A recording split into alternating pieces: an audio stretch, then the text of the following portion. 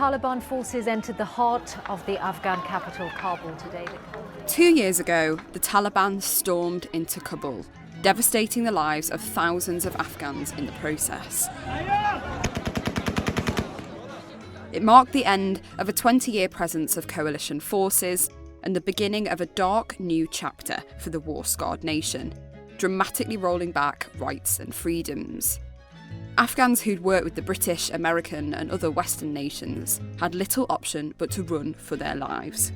Nearly 25,000 of these have settled in the UK. But as we reach the 2-year mark since the fall of Kabul, many of them are facing an uncertain future.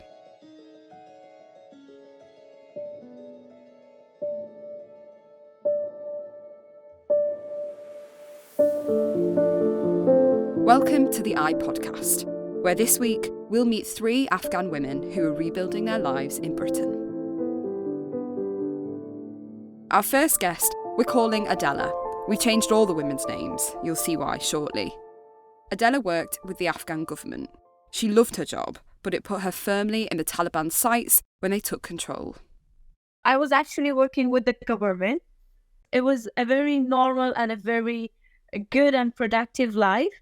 Every day I was thinking about doing something new, trying to help people around me, because the area that I was working, it was covering actually all over Afghanistan.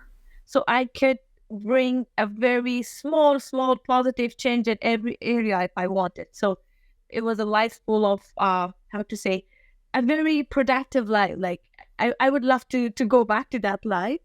I had a daughter. She was only 3 years old that time. And my husband was working, and it was a very normal life actually.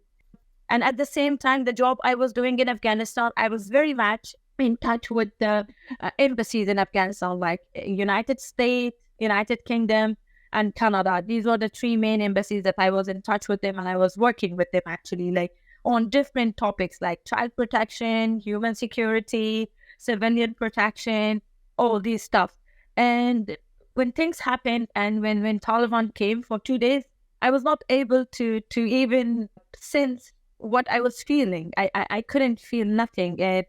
Just my husband was trying to ask me to wear something very long, to have my headscarf on, so that if someone came into my house and looking for something in my house, because I was working with the government and the position was like a position where the Taliban was really looking for you, like where you're living, what you're doing, and they were thinking that maybe we have some governmental properties in our house, like cars or maybe guns or something, because we were allowed to have small rifles. I don't know what you call these small guns that you should carry for your safety. So they were just trying to put something, a very long clothes, and asking me to have my head scarf on, because if they came in, they shouldn't realize who I am. So they will just come and search the house and they will go out. That was the whole thing that I remember for four first days. And after those 4 days, I received a call from the human security course director at the time that I attended. And she asked me, where you are at the moment. And I told her that I'm in my house. And she told me, tell me how far your house is from the airport. And I told her it's just 4 kilometers or something.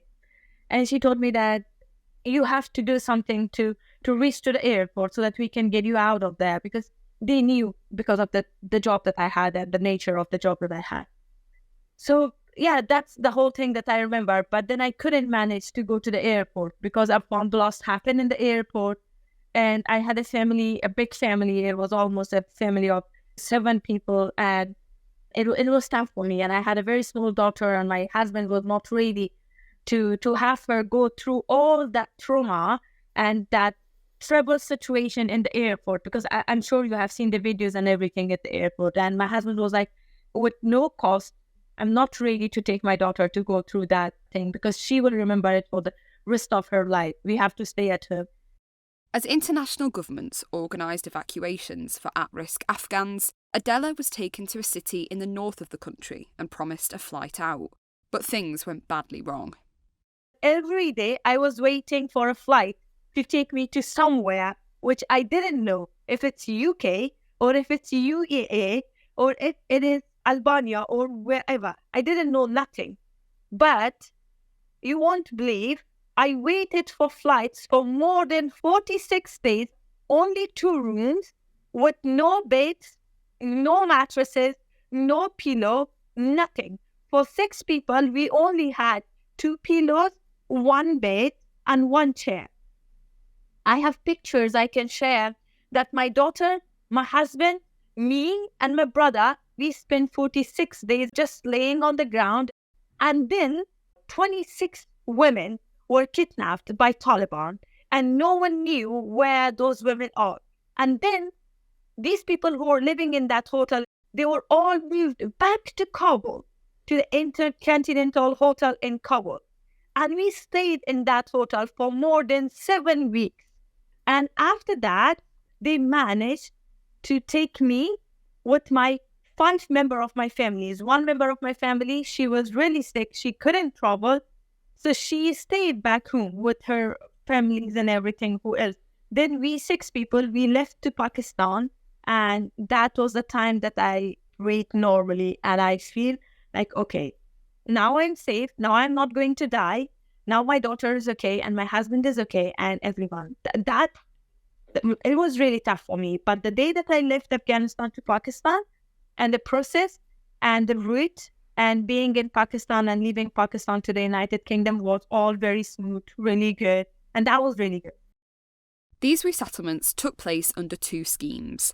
The Afghan Relocations and Assistance Programme, known by the acronym ARAP, allows those who work with the British in Afghanistan and their families to move to the UK. The Afghan Citizens Resettlement Scheme identifies at-risk Afghan civilians, such as activists, government workers, or LGBT+ people, who are also eligible for relocation.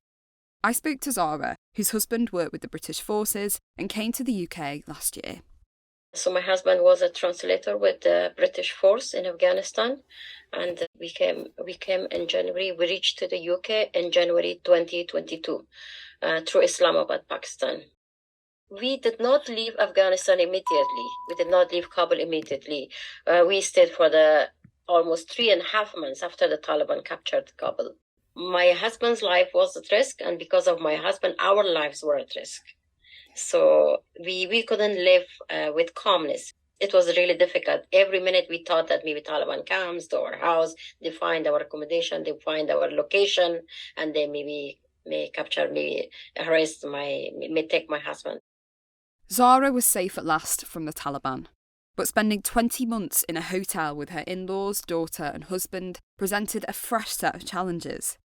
Nearly 9,000 Afghans are thought to be still living in hotels, but that will all change soon. This hotel actually had a lot of challenges. It is really a comfortable hotel. Everything, all the facilities, everything is here. But the main thing is that living in a place, in a hotel for a long time is really crucial. Person gets really, it's not a matter of getting bored. It's a matter of just facing with the challenges, bearing the challenges, and be patient, and finally bursting. The food was not good for us, actually, because we have different type of food eating, and we were not allowed to do our cooking. For sure, there is no space in the kitchen. Also, we could not do. In the hotel, there is no facility, no washing machine, and it was really difficult. Until now, we wash with our hands. I think the major problem with all the families in this hotel is because of washing clothes with hands. Especially for us, it's okay, we are 3 person, but there are families who have 5 children, 6 children. They are a family of 9 person, 8 person. It's really difficult for a mother to wash the clothes by hands. One of the other challenges that we faced, all the families here in the hotel, because this hotel is located in a countryside, so far from the town, far from the markets, far from the shopping malls, shopping centers, or supermarkets. But some of the families, they didn't have cars, so they used buses. So these were challenges, actually, we faced. But finally, we have overcome the challenges. Overcome means that we are now at the end. We are leaving the hotel as soon as possible, hopefully. But for Adela, the stay in the hotel provided opportunities no longer available to her back in Afghanistan, even if the food wasn't to her liking. In the hotel, mine is maybe a little bit different because I'm normally looking into things from different angle. I took it as an opportunity of settling down in the new society with the new tradition and new culture and everything. I find it in a good experience. Like my husband could get a good job. I could manage to improve my language skills, like to talking to the people from the reception of the hotel, to the people who are working in the hotel. And then I find myself very connected from the people from Afghanistan who were in the hotel, because I haven't ever seen that big community of Afghans, even in Afghanistan, because I was like very much connected to a small family in Afghanistan. So I was always with them. But when I came here, I see different people. We have been entered to a total new culture of everything, not just eating, In Afghanistan, food is like, it's oily, it's salty, it's very, very full of spices and everything. But here, you prefer more to the how to say, the healthy food. And we are not used to that, unfortunately. So it was different. Yeah, it was really hard especially for our kids to have that food. It was tough. It was hard to get used to it. But it's like, it's only a cultural difference, I think. Yeah. Mm-hmm. Because you can't ask a hotel to change all their stuff and their strategy just for people who are coming into that hotel. Maybe, I don't know. But yeah, the food was a little bit problematic. Of course, like sometimes when people are telling me like, okay, let's go for a vacation, go book a hotel. I'm like, no. Don't talk to me about a hotel for more than 5 or 6 years, because I already lived for a very long time in a hotel. We'll find out what happens to these women after the hotels in just a moment. But before that, I'd just like to talk to you about a digital subscription to I. Our journalists cover global events in real time, from breaking news to incisive analysis and in-depth features. To support this important work and keep up to date with all the latest news and features, consider a subscription. Go to inews.co.uk/podcast and get more than 30% off a digital subscription to I. I, for open minds. Subscribe today.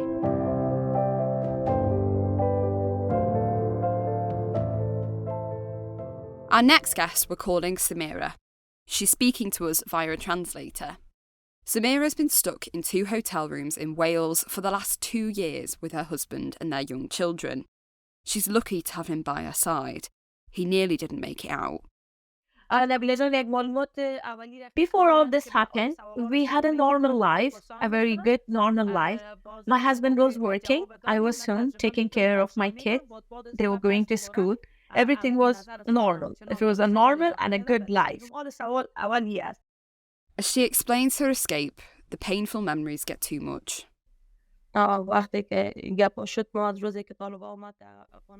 And she's crying. Oh, I'm sorry.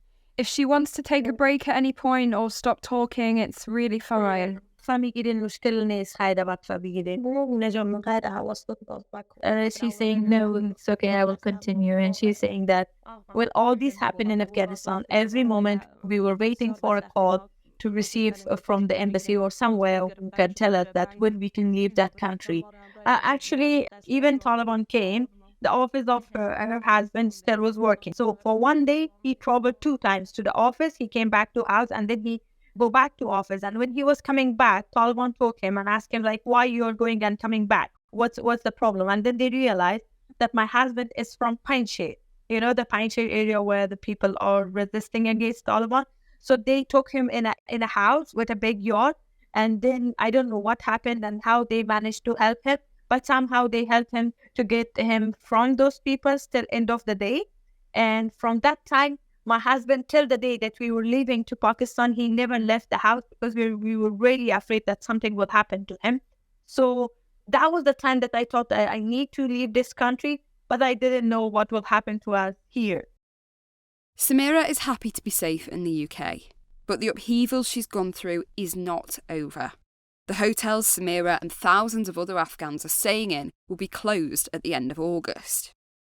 They are forcing us to accept the accommodation offer that they have given us. They're telling us either you are accepting it or denying it. It's up to you. But if you deny, then you have to find your own accommodation and go wherever you want. We can't help you. And the life in that time in the hotel was not good. It was really hard. We were stuck in that place. My kids were stuck in that place. We had different kind of illnesses and a lot of things like ups and downs happened to us during this time. Last week, there was a meeting happened in the hotel, and there were the people from the home office, from the council, and people from the hotel, and everyone was there. And it was a really, really tough meeting for the attendees who attended from the hotel, because they have told us on 21st of August, you will have your breakfast inside the hotel, and then at 12 o'clock at the afternoon, the doors will be closed in the hotel, and the electricity and the water service and everything will be locked.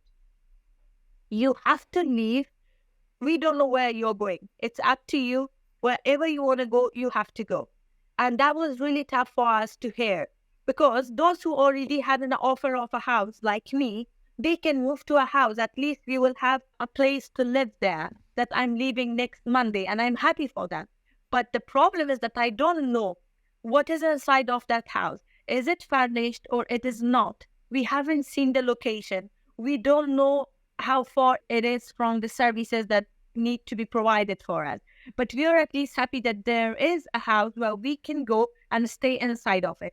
But I'm really sad for the people that they still don't have a house offer or nothing, where they will go and how they will deal with this situation. Because on the 21st, everything will be closed and no one will know where they have to go, because the hotels are not going to keep us after that. She said a house was offered to her in the north of Wales. This house, they have been showing some pictures from outside of the house and everything, but they don't know if the house is furnished or not. It have been offered to them from the government, from the council of that area. So it's like 2 or 5 Afghan families are going to move to that area.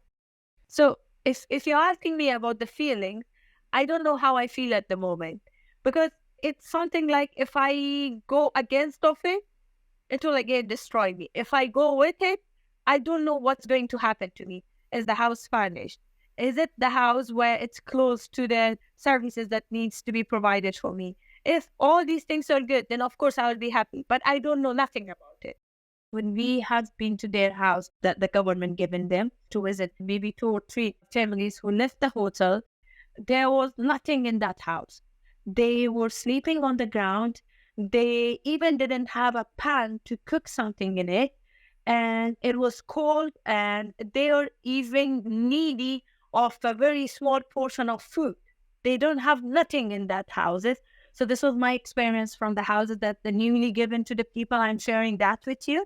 And I want you to know that there are people that they are just struggling living in the houses or the accommodations that the government provided them, because they don't have a blanket to have it on their self, and they are living on the ground, and it's really, really tough for them.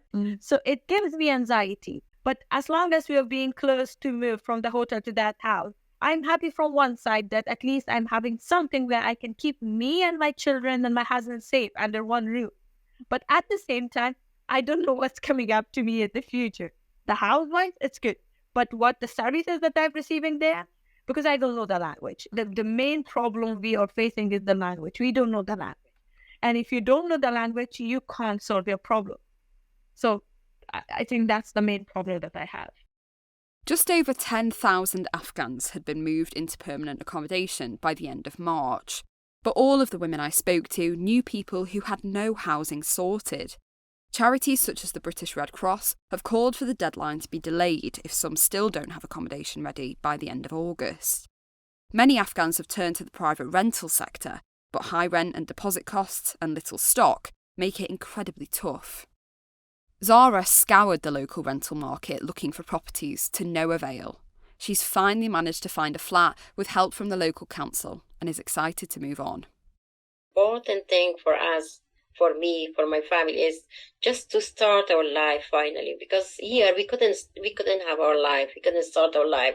Everything was depending on moving to our, because when my husband was searching for some jobs, so the main thing was some of the organizations, some of the company, they asked for the house address, home address. We didn't have an address, so they didn't accept the hotel address. When I applied for something, they asked for home address. Mm-hmm. So everything was difficult for us. We wanted a home, a house, to have our own address. So I'm really happy that at least we can have our own address. We can find jobs, maybe not with that much difficulty that we had it here. Yeah. At least we can start a life finally. We have to be optimistic. So I hope for a good future, I hope. Adela has already found a place in the south of England, where her husband is now working. While she feels optimistic about the future for her and her daughter, she still grieves the life she left behind. For me, it's like seeing my daughter getting prepared to go to the reception is everything, because I know there are moms like me back home. At the moment, they will definitely cry for their daughters that they are not going to school, right? And I know there are the women in Afghanistan that they are maybe crying for not having the opportunity to share their talent, to work for other women and people around them, right? Because they are stuck in a house and they're not allowed to go even to the market without their husband, brother, or father, because they should have a man with them when they're going out of their house. When I see it from that angle, I'm hopeful for my daughter's future. I'm hopeful for my own future, because I know one day I would be able to do something at least for 5 or 6 or 10 women in Afghanistan. I will somehow manage a help or something for them so that I can do something for them. From that angle, I'm really, really hopeful. But from the other side, if you see the emotional side, I will always, always miss my country. I will always miss the work that I was doing back home. And I will always, always miss my parents who are still there. And I don't know when I would be able to meet them again. And one of my brother who is still there, that I don't know when I would be able to meet him. So that's a 2 different kind of feelings at the moment that I have. And I cannot say which I will prefer.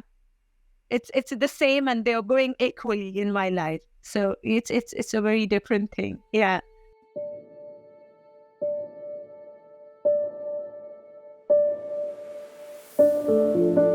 That's all we've got time for this week. You can keep up to date with all the news from Afghanistan and around the world at inews.co.uk. And you can follow me on Twitter at Molly Blackall and on Instagram at molly.blackall. Thanks so much for listening, and we'll see you next week.